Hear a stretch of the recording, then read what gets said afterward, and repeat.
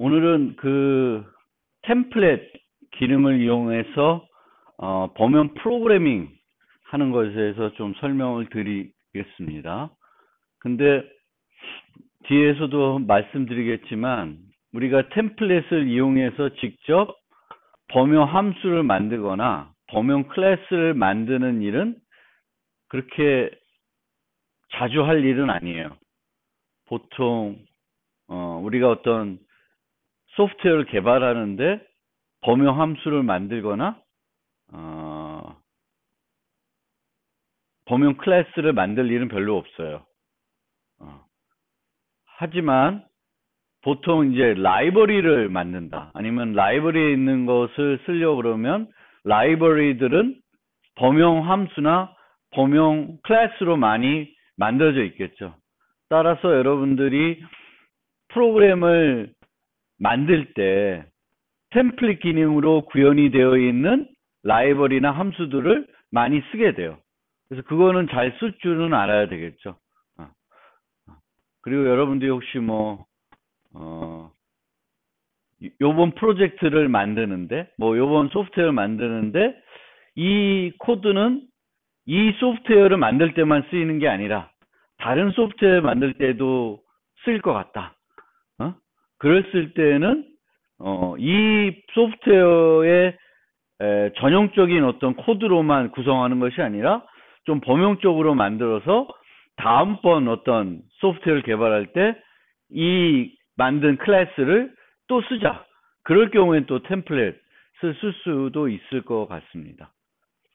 어쨌든 설명을 한번 드려볼게요. 범용 프로그래밍을 한다는 것은 하나의 코드를 만들어 가지고 여러 개의 타입들이 그 코드를 사용할 수 있게 하는 거예요.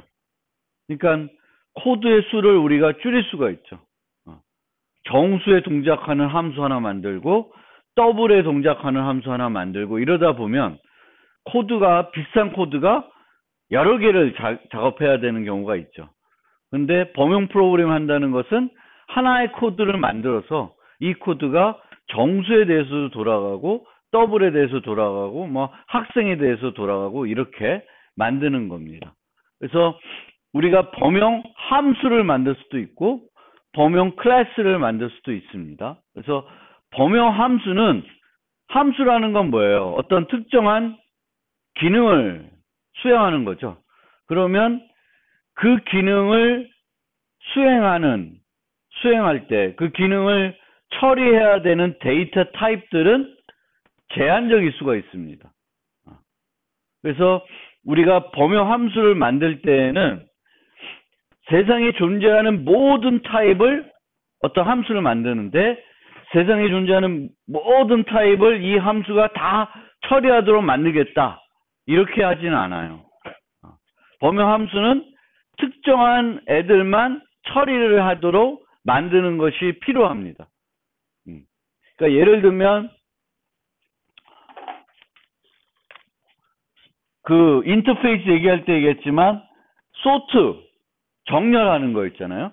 그럼 정렬하는 걸 범용적으로 만든다 그러면은 모든 애들을 다 정렬한 여기에 이제 넣을 수 있게 만드는 건 아니고 여기에 소트 하려면 뭐가 필요해요?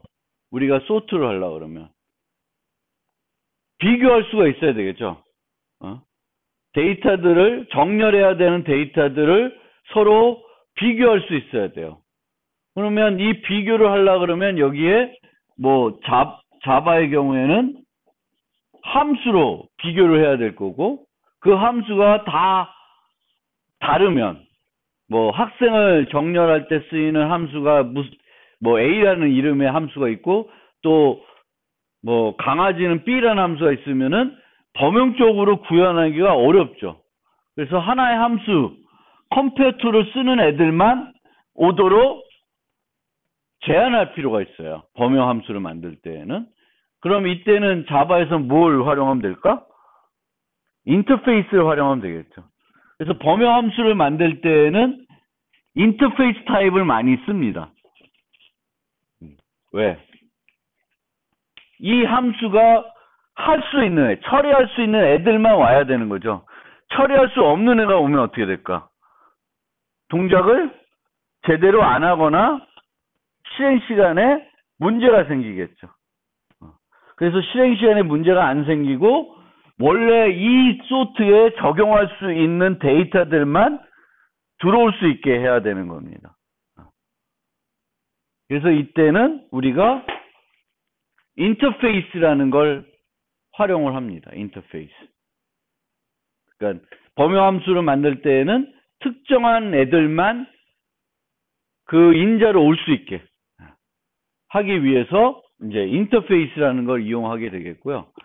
범용 클래스는 특정한 기능을 수행한다기보다는 모든 종류의 데이터를, 모든 타입을 유지하고 싶은 거예요. 뭐 예를 들면 array list라는 게 있어요. 그럼 리스트예요. 리스트. 그럼 이 리스트라는 거는 복합 타입이에요. 복합 배열처럼 여러 개를 유지하는 거예요. 동일 종류를 여러 개 유지하는 겁니다. 그러면은 학생도 유지할 수도 있어야 되겠고, 강아지도 유지할 수 있어야 되겠고, 정수도 유지할 수 있어야 되겠고, 모든 타입을 다 유지할 수 있어야 되는 거죠. 그러면 이때는 인터페이스로 어떤 그 타입을 유지하는 것이 아니라 다른 게 필요한 겁니다. 근데 자바에서는 그 상수 계층 구조로 따져가면은 맨 꼭대기에 뭐가 있어요? 오브젝트가 있죠. 그럼 오브젝트 타입으로 우리가 멤버를 정의하면은 이 오브젝트 타입에는 자바에 존재하는 모든 객체를 유지할 수가 있죠. 그러니까 범용 클래스는 오브젝트 타입을 멤버로 많이 활용을 하는 겁니다. 근데 자바 5 이전에는 이제 오브젝트 타입을 이용했는데 그런 이유 때문에 물론 오브젝트 타입을 이용하면은 문제는 뭘까요? 오브젝트 타입을 이용했을 때의 문제. 하나는 원시 타입들은 저장 못할 것 같다는 이제 문제가 생각할 수 있죠. 근데 자바 5부터는 오토 박싱이라는 기능이 있어요. 오토 박싱이라는 것은 그 원시 타입을 자동적으로 객체 타입으로 포장해주는 그런 기능이에요. 그러니까 인트는 인테저로 객체로 이렇게 바꿔주는 거죠. 거꾸로 인테저를 다시 인트로 필요하면 바꿔줍니다. 그러면 오브젝트 타입으로 우리가 멤버를 유지하면 여기에는 원시 타입도 유지할 수가 있습니다. 그 변형이 복잡한 것도 아니에요. 자동적으로 해준다는 거죠. 그래서 그런 측면에서도 우리가 문제를 생각할 수 있지만 그 문제는 자바에서 이미 오토 박싱이라는 포장과 자동 포장, 자동 푸는 그 기능을 통해서 많이 해결하고 있어요. 그런데 오브젝트로 유지를 하게 되면 예를 들면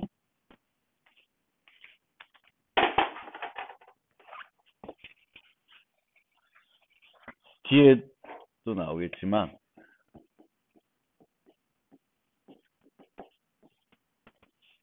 항상 두 개의 값을 유지하는 어떤 클래스를 우리가 만들려고 해요. 그러면은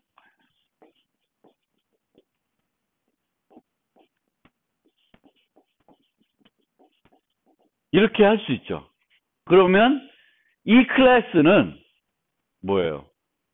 어떤 종류의 객체든지 두 개를 유지할 수가 있어요. 그렇죠? 오브젝트 멤버가 오브젝트니까 여기에는 모든 객체를 저장해서 유지할 수 있고 또 원시 타입도 포장만 하면 저장할 수가 있어요. 그러면 우리가 여기에 함수를 만들 때 set first라고 합시다. 첫 번째 거. 그럼 여기도 오브젝트로 받아야 되겠죠. 뭐가 올지 모르니까. 그렇죠? 그리고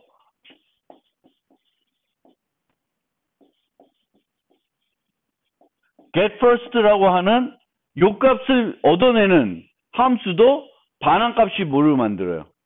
오브젝트로 만들 거예요. 그럼 이렇게 클래스를 만들면 얘는 범용 클래스예요. 왜? 아무 데이터는 다 유지할 수 있으니까. 그쵸?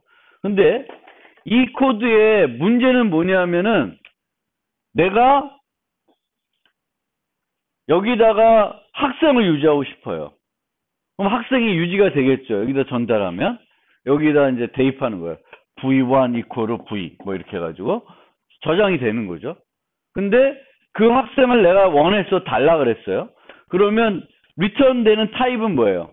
스튜던트 간의 오브젝트예요. 그러면 어떻게 해야 되냐면 스튜던트 S면은 스튜던트로 타입 변환을 한 다음에 이런 식으로 코딩을 해야 돼요. 타입 변환을 많이 해야 된다는 거죠. 모든 타입은 다 유지할 수 있지만 그 타입 변환을 사용자가, 프로그래머가 직접 자주 해야 되는 겁니다. 이렇게 구현하면. 그리고 또 다른 문제는 여기가 오브젝트 두 개 돼 있으니까 좀 더 좋은 측면을 보면은 하나는 학생, 하나는 강아지 뭐 이런 거 유지할 수가 있어요. 그렇죠? V1에 유지하는 타입하고 V2에 유지하는 타입이 달라도 되는 거죠. 둘 다 오브젝트니까 달라도 돼요. 근데 만약에 내가 V1과 V2에 동일한 타입을 유지하고 싶어요. 동일한 쌍들 유지하는데 정수 두 개, 더블 두 개, 뭐 학생 두 명, 뭐 이렇게 유지하고 싶으면은 그거를 강제할 수 있는 방법도 여기에는 없어요. V1과 V2를 항상 일치시키려는 게 어렵죠. 뭐 못할 건 아니에요. 따져볼 수 있는데 힘들어요. 힘들다는 거예요. 그런데 템플릿을 이제 자바 5부터는 템플릿이라는 게 등장하게 되는데 여기다가 T 쓰고 요거 대신에 T가 되고 요게 T 이렇게 T로 바뀌어요. 그럼 내가 쓸 때 pair student 이런 식으로 만든다는 거예요.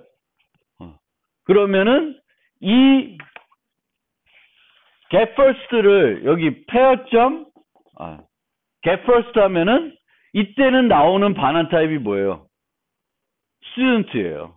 그렇죠? 타입 변환이 필요가 없습니다. 그리고 여기도 T고 여기도 T니까 student 하나는 student 저장하고 다른 데에는 강아지를 저장할 수가 없게 됩니다. 그래서 자바의 경우에는 템플릿이 도입이 되기 전에도 오브젝트라는 걸 이용해가지고 범용 클래스를 잘 정의할 수 있었어요. 그렇지만 불편한 점이 있었고 그 불편한 점을 템플릿 기능을 도입해가지고 해소를 해준 거예요. 템플릿 기능.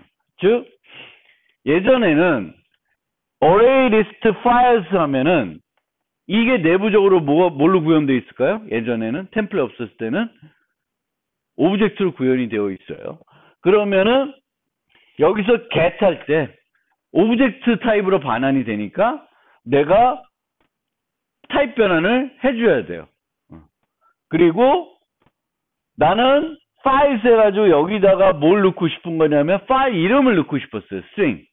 그런데 이 array list는 오브젝트를 받으니까 파일을 이제는데 여기에다가 인테저도 넣을 수 있고 뭐 더블도 넣을 수 있고 다른 것도 넣을 수 있는 거예요. 그러니까 여기에는 나는 강아지만 받고 싶었는데 강아지만 들어온 게 아니라 고양이도 들어오고 뭐 토끼도 들어왔는데 얘네들을 막을 수 있는 방법이 없는 거예요. 옛날 방식에는. 근데 템플릿으로 되면 files get에 여기서 뭐예요? 타입 변환이 필요가 없어요. 자동적으로 student 타입으로 저기 밖에서 나오니까 여기다가 이제 타입 파라미터로 string을 지정해 줬으니까 그렇죠? 그 다음에 여기다가 add new integer 하면은 string하고 integer는 다른 타입이니까 얘는 뭐야? 오류가 나는 거야. 문법 오류가 나요. 그래서 템플릿을 쓰게 되면은 강아지만 넣고 싶으면 강아지만 들어올 수가 있고 다른 거는 못 들어와요. 런타임에서 에러 나는 게 아니라 문법적으로 걸려지는 거예요. 그래서 템플릿은 이제 그런 측면에서 개선점이 된 겁니다. 그러니까 예전에도 템플릿이 없었을 때도 자바에는 템플릿이 없었을 때도 인터페이스, 오브젝트 이런 걸 이용해 가지고 범용 함수, 범용 클래스들을 잘 만들었지만 프로그래머가에게 이제 불편한 점이 있었어요. 타입 변환을 자주 해야 된다든가 강화성이 좀 코드가 이런 식으로 헤쳐진다든가 문제가 있었습니다. 그 문제들을 템플릿 써서 해결하고 있어요. 근데 템플릿 써서 해결하고 있지만 실제적으로는 내부적으로는 자바가 코드를 만들 때 오브젝트로 코드를 만들게 됩니다. 오브젝트로 코드를 만들게 돼요. 그럼 오브젝트로 내부적으로 코드를 만들게 되면 좋은 점은 뭐냐? 그거는 이제 C++하고 좀 비교할 필요가 있어요. C++는 또 템플릿 기능이 있습니다. 배웠는지 상관없이 템플릿 기능이 있어요. 그러면 이런 페어를 만들었는데 페어 클래스를 정했는데 C++에서도 이 페어에 대해서 학생, 강아지 그래서 5종류, 5개 다른 타입에 대해서 페어를 내가 썼어요. 내 코드에서, 내 프로그램에서. 그러면은 C++에서는 이 클래스를 코드가 몇 개 존재할까? 실행 파일에 5개를 썼어요. 그러면 C++는 5개의 클래스를 넣습니다. 페어 인트, 페어 더블, 페어 렉탱글, 페어 스튜던트, 페어 독 해가지고 5개를 만들어요. 내가 5개를 쓰면. 프로그래머는 뭘 해요? 한 번만 정의하겠죠. t를 이용해서. 그렇지만 그 t를 이용한 거를 컴파일러는 몇 개로 만들어줘요? 5개로 만들어주는 거예요. 자바는 이렇게 클래스를 t를 이용해서 정의해요. 그럼 사용자는 프로그램은 몇 개 정의해요? 하나만 정의한 거지. 5개 쓰더라도. 근데 5개 쓰면은 그러면 자바에서도 5개의 클래스를 만들어내냐? 아닙니다. 클래스는 하나만 존재를 해요. 그런 면에서도 개선이 되어 있는 그 개선보다는 그 좋은 점이죠. C++하고 비교했을 때 좋은 점입니다. 5개가 정의된다는 건 뭐가 문제일까? 어떤 측면에서 메모리냐면은 코드가 커지는 거예요. 공간이 커지는 게 아니라 그 프로그램을 쓰는 어떤 메모리 공간이 커진다기보다는 그 프로그램이 원래 차지하는 그 실행 코드가 길어지는 거죠. 실행 파일이 커지고 실행 파일은 결국은 실행되려면 어디로? 메모리로 올라가야 되죠. 근데 메모리에 올라가는데 실행 파일이 크다는 건 별로 문제가 안 되는데 파일 디스크에 우리가 저장돼야 되는 그 실행 파일의 크기가 커질 수 있어요. 불필요하게 커질 수 있다 이거죠. 그래서 그런 점들이 템플릿 도입하면서 개선이 됐다. 그래서 아까 얘기한 것처럼 여러분들이 직접 어레이 리스트나 뭐 이런 것들을 직접 만들 이유는 많이 없어요. 많이 없지만 그래도 이거를 잘 알아둬야 라이브러리에서 템플릿을 이용해서 만든 라이브러리들을 잘 여러분들이 활용할 수 있겠죠. 그래서 그것부터 조금 설명을 드릴게요. 그래서 어레이 리스트는 언제 설명했죠 우리가? 배열 설명할 때 설명했어요. 왜? 배열 대신에 우리가 많이 쓰는 자료 구조가 리스트거든요. 그리고 우리가 보통은 배열 대신에 그냥 어레이 리스트를 써요. 왜냐하면 어레이 리스트는 여러 가지 메소드들이 정의되어 있죠. 배열은 그냥 배열만 있는 거죠. 근데 이제 그렇죠. 그리고 어레이 리스트는 저절로 용량이 늘어나죠. 배열은 우리가 배열 20개 만들어 놓으면 20개밖에 저장 안 되는 거죠.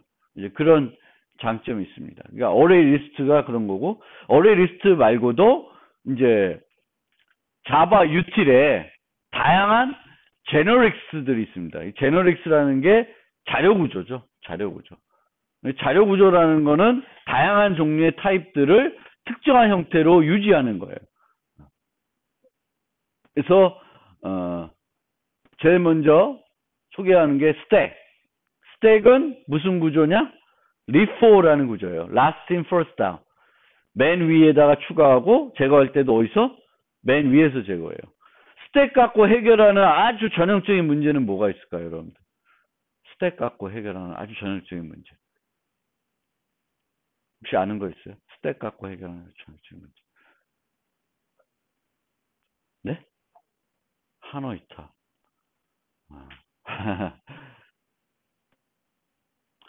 그거 말고 하나 소개를 해드리면 우리가 잘 하는 게 가로가 잘 되어 있나, 가로 쌍이 잘 되어 있나 볼 때 스택을 많이 써요. 스택을. 그러니까 이렇게 그러면 가로가 제대로 안 닫혀 있죠. 그렇죠? 그럼 이거 스택에서 어떻게 해결해? 오픈을 만나면 뭘 할까?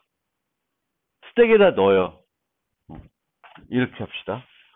이제 종류가 또 여러 개라고 하면 이렇게 돼 있어요. 그러면 얘를 만나면 열리는 가로죠. 그러면 스택에다 넣어요. 그 다음에 얘도 또 열리는 거죠. 그럼 스택에다 넣어.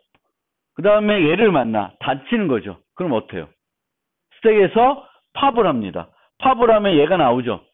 얘랑은 맞는 쌍이죠. 그럼 오케이예요. 넘어가요. 근데 더 이상 없죠. 근데 스택은 empty가 아니야. 요 하나 남아 있어요. 그러면 가로가 잘못된 거죠. 그렇죠? 그래서 스택은 이제 그런 용도로 많이 써요. 뭐 스택을 여러분들이 문제를 해결할 때 스택을 쓸까, 큐를 쓸까, 뭘 쓸까 이런 것들을 잘 판단할 수 있어야 돼요. 그런 건 어디서 배울까? 이제 자료구조 시간에 여러분들 원래 배워야 되는 요소예요. 자료구조 시간에. 그래서 스택은 세 가지 메소드. 푸시, 팝, 픽. 푸시는 집어넣는 거, 팝은 빼내는 거, 픽은 빼내지 않고 맨 위에 뭐가 있는지만 보는 거예요. 여기 쓸 때 이제 여기 보시면은 템플릿 기능을 쓴 거고요. 템플릿 기능을 썼을 때 요 인테저라고 원시 타입을 여기다 쓸 수는 없어요. 인트, 더블 이런 거를 쓸 수는 없어요. C부분은 그것도 돼. 원시 타입도 되고 뭐 되는데 자바는 원시 타입은 안 돼요. 여기에 T에는 뭐만 올 수 있다? 객체 타입만 올 수 있어요. 왜? 내부적으로 얘는 코드를 여러 개 만들지 않고 뭘로 만들어요? 오브젝트로 만들어요. 그래서 내가 만약 5537 정수를 넣고 싶으면 인테저, 래퍼 클래스 여기다 써주셔야 된다. 5537. 그렇다고 해서 인트를 자동적으로 내가 객체로 바꿔주지 않아도 돼요. 저게 되는 게 뭐예요? 오토 박싱 된다는 거죠. 빼내면 거꾸로, 들어온 거에 거꾸로. 7135. 그리고 Q는 우리 줄 쓰는 거죠. Q도 여러 가지 서비스를 구현할 때 우리가 많이 써요. 프린트 Q라 그러잖아요. 프린트 Q는 어떻게 돼? 인쇄를 요청한 순서대로 인쇄가 되죠. 그게 줄 빨리 온 사람이 빨리 서비스 되는 거예요. First come, first serve. 이렇게. P4, first in, first out. 처음으로 먼저 온 사람이 먼저 나가는 그런 구조입니다. Add, pull, pick 뭐 이렇게 되어 있어요. 그리고 나중에 여러분들이 알겠지만 트리가 있을 때 트리 탐색을 해요. 근데 트리 탐색할 때 여러분 들어봤어요? 깊이 우선, 너비 우선? 깊이 우선은 한쪽으로 쭉 가는 거고 너비 우선은 이렇게 레벨 단위로 검색하는 거예요. 그러면 깊이 우선할 때는 무슨 자료 구조를 쓸까? 스택을 써요. 너비 우선할 때는 뭘 쓸까? 큐를 써요. 그러니까 보시면은 시간이 좀 있으니까 보면은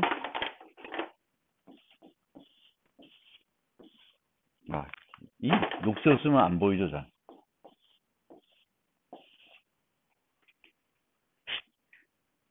스택으로 검색할 때는 O, 그 다음에 왼쪽으로 가요. 7. 7 넣고, 이게 사실 보면은, 처음에 얘 만났죠. 그쵸? 그러면, 5를 넣습니다. 5를 넣어요. 처음 만난 노드를 넣어요. 그 다음에, 이제 반복을 이루어지는데, 이 스택이 비어 있으면,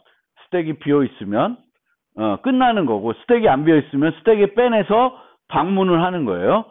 그러면 스택에 5가 있으니까 제일 먼저 방문하는 건 5를 방문하는 거예요. 처음에 5를 넣어놨으니까. 5를 빼내면서 5의 자식들을 넣어요. 그러면은 7, 6이 들어가죠. 거꾸로 눕시다. 오른쪽 왼쪽으로. 6, 7이 들어가요. 그러면 그 다음에 빼내는 건 뭐예요? 7을 빼죠. 그럼 7을 빼면서 여기에 뭘 넣어요? 8, 9. 뭐 이렇게 넣는다 치면. 그러면 그 다음에 빼내는 건 9. 9 밑에는 없으니까. 그 다음 빼내는 거 8, 그 다음 빼내는 거 6. 이렇게 돼요. 그러니까 이쪽으로 쭉 먼저 가죠. 스택을 쓰면. 근데 같은 거를 Q로 하면 5가 들어가죠. 5. 5를 빼내면은 그 다음에는 7, 6. 그럼 그 다음에 나오는 게 뭐야? 7. 7 빼면서 뭘 들어가 여기에? 9, 8. 그럼 7 나오고 6 나오고 9 나오고 8 나와요. 그러니까 요렇게 가는 거예요. 그럼 이거 하려면 뭘 써? Q. 한쪽으로 하려면 스택. 이런 건 이제 뭐 자바 시간에 배운다기보다는 무슨 시간에? 자료구조 시간에 배우시는 거예요. Q. Q. Q인데 보통의 Q는 무슨 Q예요? FIFO. First come, first serve 방식인데 priority queue가 있을 수 있어요. priority queue. priority queue는 들어간 순서가 결정하는 것이 아니라 순서와 상관없이 안에 있는 것의 우선순위에 따라서 나오는 애가 결정되는 거예요. 우선순위. 그래서 우선순위 큐. 그리고 우선순위 큐도 여기 보시면은 여기 보면 우선순위를 따지는 어떤 방법이 있어야 되겠죠. 보통은 일반적인 컴페어 툴을 이용해요. 근데 내가 다른 방식으로 쓰고 싶다. 우선순위를. 여기에 클래스, 인테저라고 그러는데 학생을 집어넣는데 학생의 우선순위가 학년으로 하고 싶다 하든지 학번으로 하고 싶다 그러면 그걸로 컴페어하게끔 바꿔줘야 되겠죠. 그러려면은 여기에 함수를 만들어 줘야 되는데 요거는 이제 옛날 방식일 거고 새로운 방식에서는 이렇게 클래스를 정해서 넣지 않고 뭘 넣을 수 있어요? 함수를 넣을 수도 있어요. 함수형 프로그램을 제공하니까.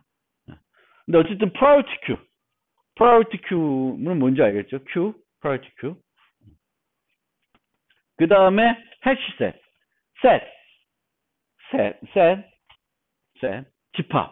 집합은 중복이 안 들어가는 거죠. 여러분들 지난 시간에 우리 실습 시험 봤나? 그렇죠. 실습 시험의 첫 문제가 뭐였죠? 첫 문제가 뭐야? 중복 존재가 여기 아니었나? 아니야? 맞죠? 중복된 거. 포켓몬 카드. 중복. 맞죠? 그거 어떻게 짰어요? 많은 분들이 내가 보니까 이중 포문을 썼어요. 근데 제일 쉽게 해결할 수 있는 방법 중에 하나는 뭘까? 셋 쓰시면 돼요.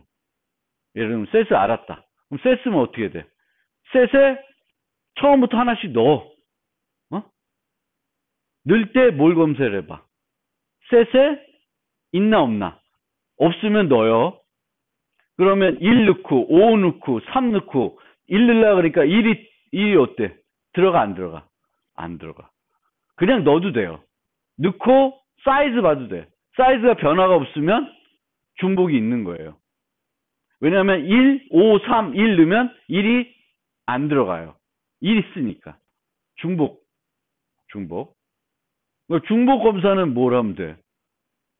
여러분들 중복 검사할 때 셋을 많이 쓰시면 돼요. 그 다음에 또 다른 방법은 뭘까? 원래는 그 문제를 푸는 좀 더 효과적인 방법은 정렬하는 거예요. 정렬. 데이터를 정렬하면 똑같은 게 어떻게 돼 있어요? 바로 옆에 있죠. 그럼 정렬해놓고 처음부터 가면 돼. 인접한 것에 중복이 있나 없나를. 무슨 말인지 알겠죠? 그냥 처음부터 다. 이게 처음부터 다 하는 것도 코드를 원래는 이중 폼을 쓰면은 얘랑 나머지, 그쵸? 그 다음에 얘랑 여기를 검사해야 되는 거죠. 얘랑 여기. 마지막 여기까지만 하면 돼요. 얘는 검사할 필요 없죠. 근데 그 코드도 잘 못 짰어. 이중 코드로 이중 폼을 써도 되는데 이중 폼을 써도 시간 내에는 될 거예요. 근데 이중 폼은도 잘 제대로 이렇게 완벽하게 구현을 아니면 비효과적으로 효과적으로 않게 구현을 하는 거죠. 근데 그거는 뭘 쓰면 된다? 제일 간단한 거는 셋. 셋이라는 자료 구조를 잘 기억해 두세요. 중복 존재는 셋. 셋에는 그냥 집어넣으면 돼. 집어넣으면 보면 중복된다 안 된다를 알 수 있어요. 셋에 데이터를 추가하는 데 걸리는 비용은 얼마일까? 그냥 O1이에요. 상수 비용이에요. 검사할 때도 상수 비용이에요. 그러면 여러분들이 이렇게 하면은 이거는 비용을 얼마나 든다고 얘기할까 보통. 그쵸? for loop를 두 번 돌리면 n제곱이라고 그래요. n제곱. 셋 쓰면은 쭉 한번 가면 끝이에요. 그리고 하나와 넣을 때 상수 비용이에요. 그럼 걔는 뭐야? O, n이에요. n. 그리고 정렬하는데 비용은 n 로그 n입니다. n 로그 n 다음에 그 다음에는 한번 for loop 가서 중복 있는지 봐야 되겠죠. 정렬한 다음에. 그럼 n이에요. 그럼 이거는 n 로그 n 정도 들어요. 그러니까 어느 게 제일 효과적이야? 셋 쓰는 게 효과적이지. 그 문제에 대해서는. 그 다음에 셋 말고 맵. 맵은 뭔가를 이렇게 그 키와 관련된 데이터를 유지할 때 많이 쓸 수 있는 게 맵이에요. 제가 최종 드린 포켓몬팡 혹시 보셨어요? 코드? 거기에 보면은 사운드 하는 부분이 있어요. 근데 사운드 부분은 어떻게 했냐면은 사운드 파일에 대해서 필요할 때 로드 해가지고 하는 게 아니라 미리 다 로드 해놨어요. 사운드 파일들을. 그걸 어떻게 해놨냐면 맵에다 넣어놨어요.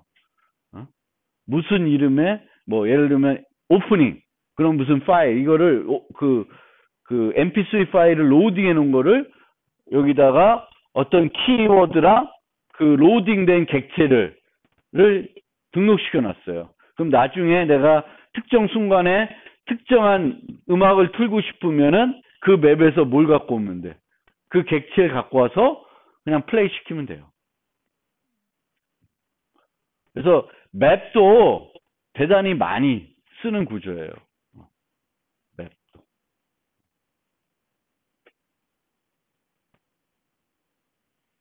첫 유일 문자도 여기 문제였나? 10부풀인가? 기억이 안 나. 여기 문제였어요? 첫 유일 문자? 아닌가?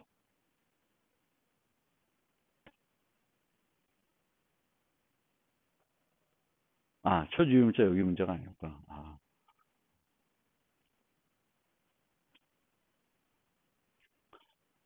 어쨌든 여기까지가 이제 자료 구조들인데 여러분들이 자료 구조를 요걸 아나 모르냐에 따라서 그런 문제들을 해결할 때 달라요. 해결하는 수준이. 그렇죠?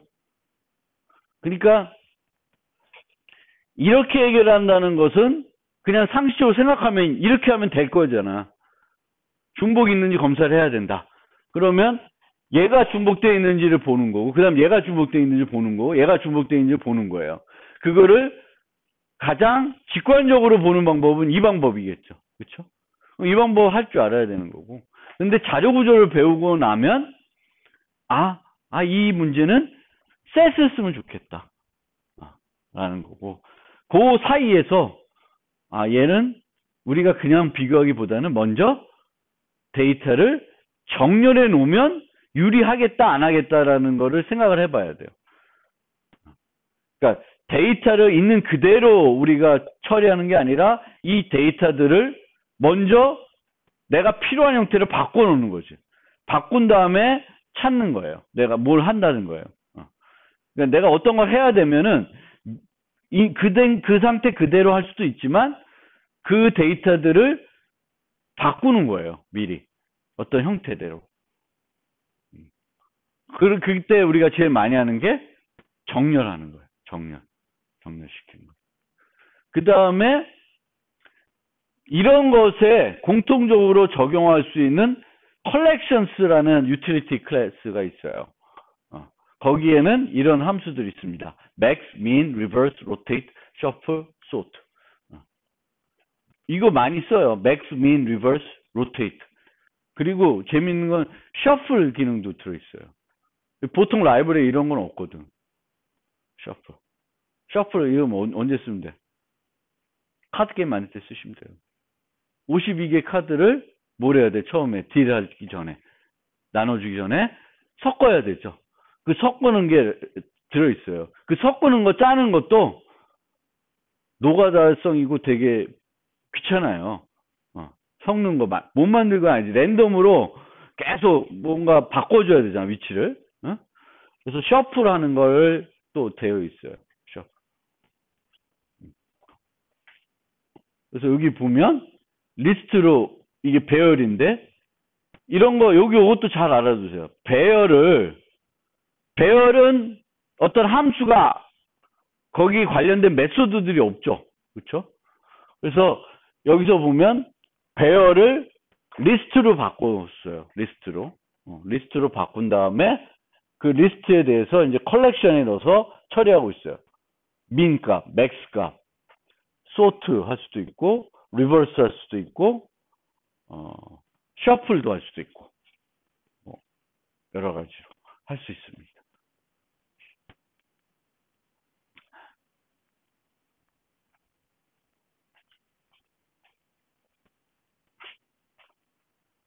여기서 잠깐 쉽시다.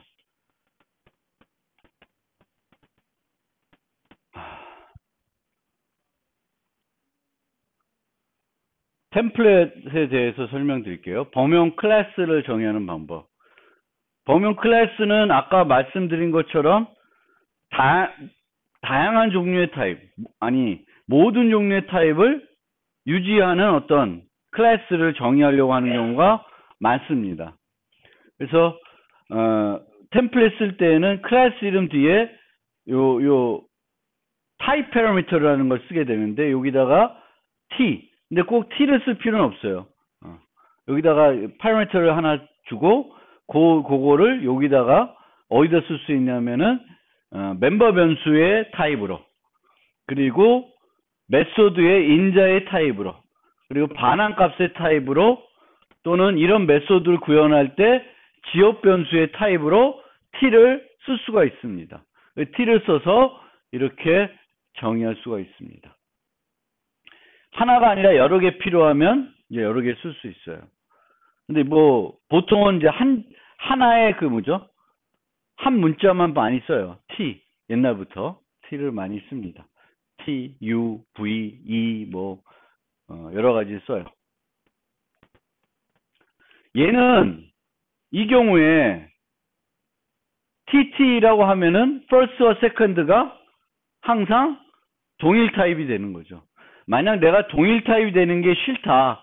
어떨 때에는 페어를 유지하는데 서로 다른 두 개의 값을 유지하고 싶을 때가 있다. 그럴 때는 이런 식으로 쓰시면 되겠죠. TU.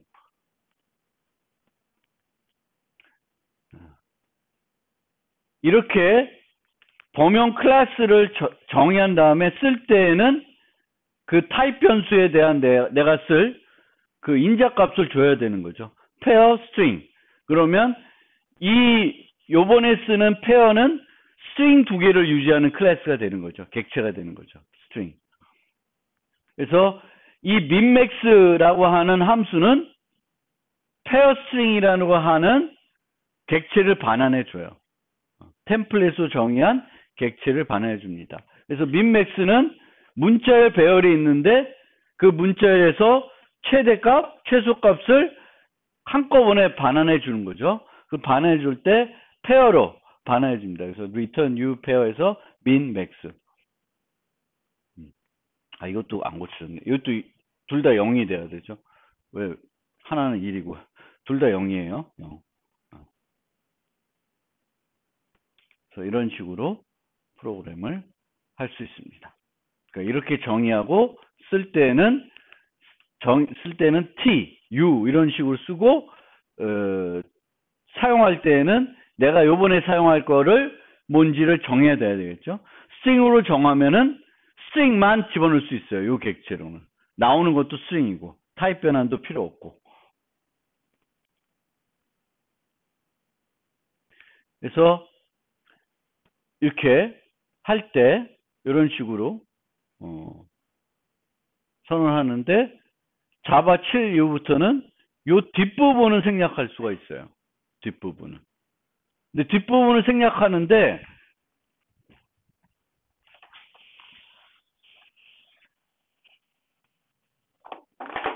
라이브러리에 있는 경우에는 라이브러리에 있는 이런 클래스들은 두 종류가 있어요.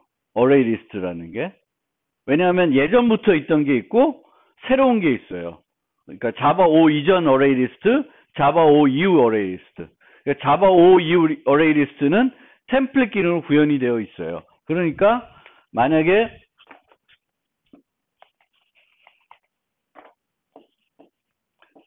어레이 리스트 string list equal new array list 이렇게 하면 이 앞에 거는 템플릿 기능을 쓰는 걸로 만들었는데 생성은 뭘로 하는 거예요? array list 이렇게 하면 템플릿 기능 쓰지 않는 애로 만든 거예요. 그래서 이렇게 하면 잘못된 거고 원래는 여기도 string 이렇게 해야 돼요. 스트링을 써줘야 돼요. 근데 자바 7부터는 뭘 할 수 있어요? 요거는 그냥 생략하고 이렇게만 쓸 수 있어요. 근데 요거 자체를 생략하면 안 돼. 요 자체를 빼면은 요거를 빼면 그거는 템플릿 기능을 쓰는 어레이 리스트가 아니라 다른 걸로 인식하게 돼요. 그래서 그건 꼭 주의해 주세요.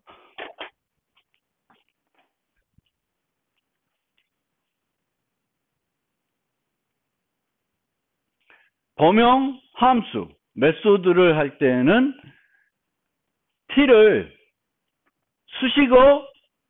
수식어들이 있죠. 함수의 수식어들. 그리고 반환 타입이 있죠. 그 사이에 넣어주시는 거예요. 꺽쇠 t를. 그리고 이 t는 반환 타입, 인자, 그리고 내부 지역 변수로 사용할 수가 있습니다. 그래서 get middle은 배열에 항상 중간 위치에 있는 값을 반환해 주는 거예요. 어떤 타입이든. 이런 식으로 범용 함수를 만들 수가 있어요. 쓸 때에는 그 인자는 여기다 넣어줘야 돼요. 함수 이름 앞에 타입 변수 값을 스트링을 그 앞에 넣어줘야 돼요. 만약에 여기에 메인이 있다. 메인이 있어요. 요 어레이 알고리즘 아래 메인이 있다고 칩시다. 그리고 그 메인에서 얘를 부르려고 그래. 그러면은 원래는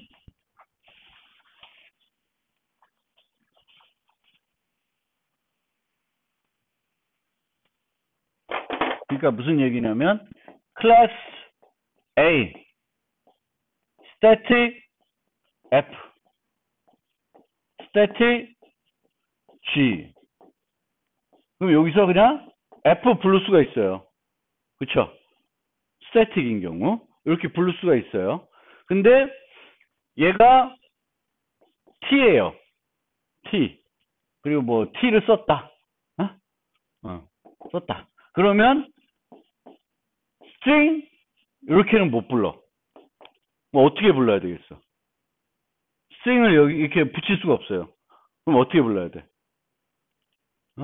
static 메소드는 밖에서 어떻게 불러요?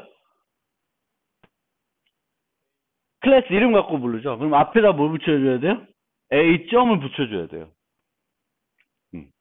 내부에서도 원래는 아까는 그냥 뭐만 하면 돼? F 이렇게 부르면 되죠. 템플릿 함수가 아닌 경우에는 그냥 F만 불러야 되는데 타입 인자를 지정하려 보니까 타입 인자를 지정할 때는 요 앞에 클래스 이름 점이 생략될 수가 없어요. 그래서 이렇게만 시작은 안 된다는 거지. 그래서 항상 얘를 지정할 경우에는 앞에 이거를 써줘야 된다라고 생각하시면 돼요. 물론 생략할 수는 있어요. 근데 생략을 안 하고 내가 쓰고 싶으면은 앞에다가 뭘 붙여줘야 돼요? 클래스 이름을 붙여줘야 된다.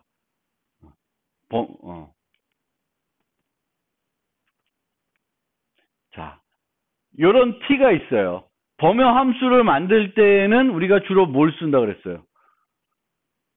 제한을 하기 위해서, 올 수 있는 타입 제한하기 위해서 인터페이스를 쓴다 그랬죠. 그래서 이 T를 쓸 때에도 이렇게 되면은 민 값을 찾으려면 뭐가 필요해요? compare to 메소드를 가진 애들만 와야 되겠죠. 그렇죠? 그거를 제한하기 위해서 이렇게 하는 거예요. T인데 모든 T, 그냥 T만 쓰면 어때? 그냥 여기서 이렇게 T를 쓰면 여기에는 가능한 모든 타입이 다 올 수 있어요. 제한이 안 되는 거예요. 그런데 이렇게 T extends compare T면 compare T는 인터페이스죠.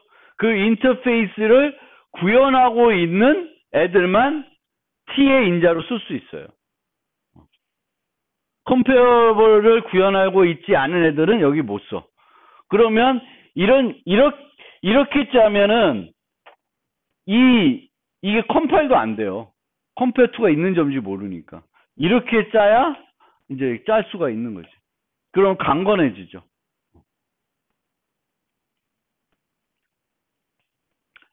그래서 변수 제한할 때 여기에 extend 쓴다. 그러니까 이것도 늘 말씀드리지만 우리가 새로운 기능을 필요로 할 때, 새로운 키워드를 가급적 도입 안 해요. 가급적 도입 안 하니까 옛날에 사용하던 extend는 원래 어디서 쓰던 거야? 상속할 때 쓰던 키워드죠. 그걸 여기다가 쓰고 있어요. extend. 그래서 요거는 T가 얘를 구현하고 있어야 된다. 인터페이스예요. 뒤에 오는 건 보통. 클래스가 아니라. 그리고 더 재밌는 거는 여러 개를 할 때에는 여기 end라는 그 기호를 써요. end 기호. 웃기죠. 그렇죠? 이게 무슨 연산도 아니고. 그래서 보통은 그냥 콤마를 썼으면 좋을 것 같았는데 나열하는 거니까 end를 쓰고 있습니다. 이거 만든 사람도 약간 술 드시고 만든 것 같아요. 여기다가 왜 end 기호를 넣는지는 뭐 의미적으로 맞는데 좀 이상해요. 연산자를 갖다 쓰니까. 보통은 우리가 그냥 언어에서 여러 개 나열할 때는 뭘로 나열해? 컴마로 나열하잖아요. 컴마로 했으면 되는데. 그렇습니다. 여기도 다 계속 1이네. 0인데. 그렇습니다.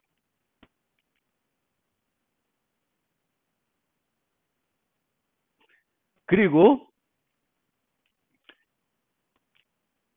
범용 클래스를 만들 때 내부적으로 또 다른 클래스를 만들 수 있어요.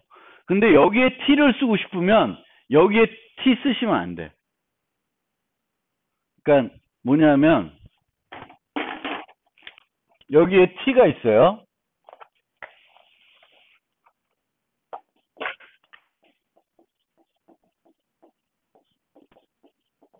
이 t랑 이 t는 다른 걸로 간주해요. 그래서 내가 요 t를 여기서 쓰고 싶으면 여기다 t를 쓰는 게 아니라 안 쓰면 돼요. 무슨 얘기인지 알겠어요? 여기다 쓰게 되면은 요 t랑 요 t는 그냥 다른 걸로 생각을 해요. 그래서 혹시 이제 우리가 클래스에 내부 클래스를 범용 클래스 만들 때 내부 클래스를 만드는데 그 내부 클래스에서 만약에 내가 저 t랑 이 내부 클래스에 쓰는 어떤 또 t가 서로 달라야 된다. 그럼 tt 쓰지 말고 뭐 쟤는 t 쓰고 여기는 뭐 v 쓰면 되겠죠. 그렇게 가야 되는데 여기다 tt 쓰니까 헷갈리잖아. 같은 t로. 그래서 이 경우에는 뭐 다른 걸 쓰든가 아니면 이 t가 이거랑 같은 거면 여기는 뭐예요? 아예 안 써야 된다 이거죠.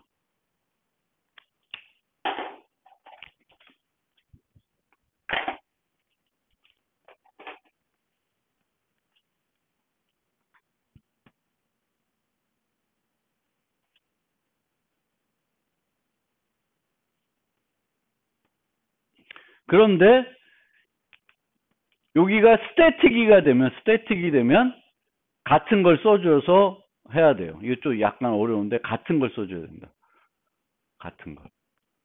스태틱이 아닌 경우에는 얘를 그대로 쓰고 싶으면 t를 그냥 써야 되겠고 이게 이제 스태틱인 경우에는 t를 계속 써주셔야 됩니다.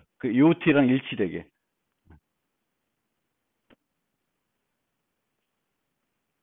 그래서 스태틱 내부 클래스의 경우에는 이제 좀 또 달라요. 그러니까 여기 약간 복잡하죠. 요거랑. 그래서 내부 클래스가 스태틱인 경우와 스태틱이 아닌 경우에 좀 다르다.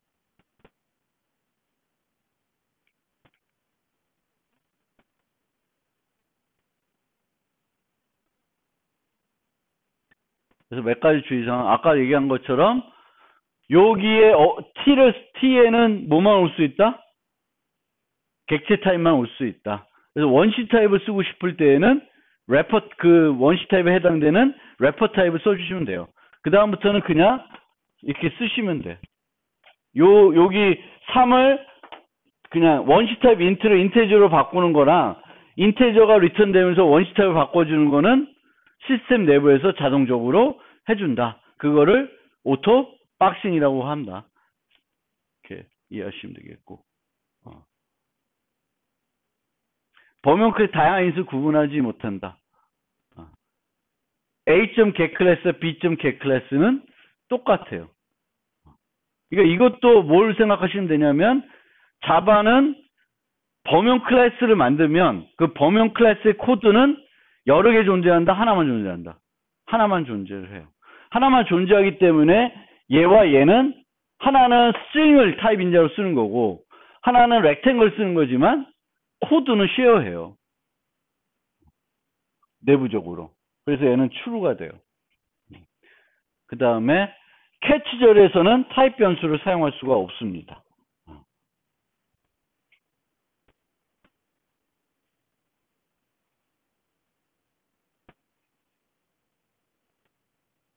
그리고 범용 클래스의 객체 배열을 선언할 수가 없어요. 그리고 이것도 앞에 설명 안 하는 것 같네. 뒤에 나오나? 그러니까 이것 여기서처럼 new t 이것도 안 돼요. new t. 그러니까 범용 타입을 쓸 때는 생성자를 못 써요. 그 t가 어떤 생성자를 갖고 있을지 장담할 수가 없기 때문에 이 new t 이런 식으로 했을 때 검사가 안 되는 거예요. 그래서 생성자를 못 쓰는 거예요. 마찬가지로 얘도 안 돼요. new. 그러면 이 경우에는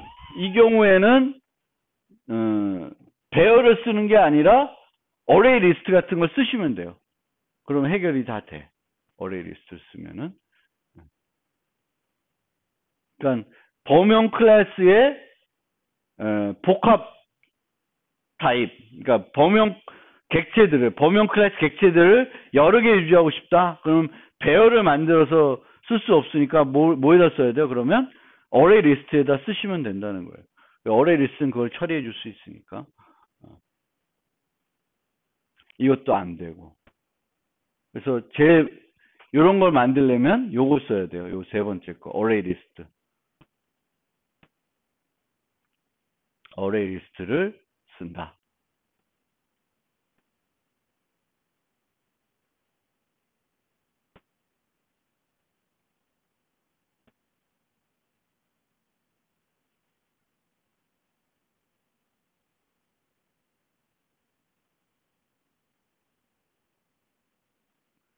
그러니까 요거 보면 약간 헷갈릴 수 있는, 여기 뒤에 있구나. 그러니까 여기다 t를 써놓고 그 t를 스태틱에는 활용이 안 돼요. 근데 보통은 클래스는 이렇게 일반적인 거고, 요 함수들마다 이 t를, 필요한 t의 형태를 정의를 해주는 거죠. 앞에도 그랬었죠? 그렇게 했었죠?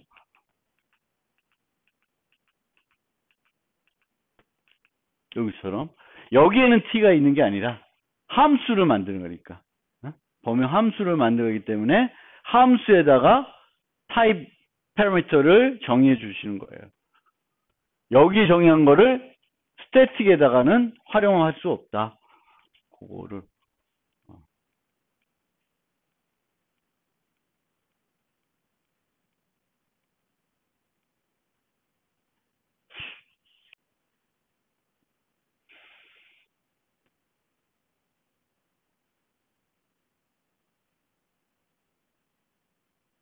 shape 클래스가 rectangle 클래스의 부모 클래스이지만 pair shape은 pair rectangle의 부모. 요 두 개는 뭐예요? pair shape나 pair rectangle은 같은 코드예요. 같은 코드를 공유하는 거죠. 아까처럼 pair shape의 get 클래스나 pair rectangle의 get 클래스는 같은 클래스예요. 상속 관계가 아니다 라는 거고요. 이 와일드카드와 관련된 거는 설명 안 드릴게요. 복잡하니까. 생략.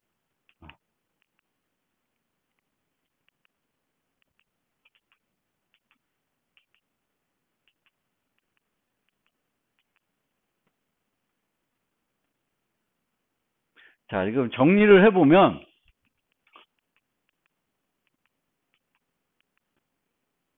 우리가 범용 클래스를 정의할 수 있고, 범용 클래스 정의할 때 여기다 이렇게 쓰고, 요 t는 어디다 쓸 수 있다? 멤버 변수, 인자 타입, 반환 타입, 지역 변수로 쓸 수 있어요. 하지만 그 t의 생성자는 호출할 수 없습니다. 어떤 생성자 있을지 모르기 때문에 생성자는 호출할 수가 없고, 여러 개를 쓸 수 있고, 내가 이 t를 특정한 애들만 오도록 제한하고 싶으면은 t extens라는 형태로 할 수가 있다. 그렇게 하시면 되겠고, 범용 메소드는 수식어와 함수의 수식어와 반환 타입 중간에다가 그 타입 패러미터를 넣어준다. 호출할 때에는 여기다 해준다. 요거 없이 이렇게만 할 수는 없고, 요거는 생략할 수 있는데, 생략을 안 할 경우에, 쓰고 싶은 경우에는 요거 쓸 때는 반드시 앞에 클래스 이름이나 객체 이름이 와야 돼요.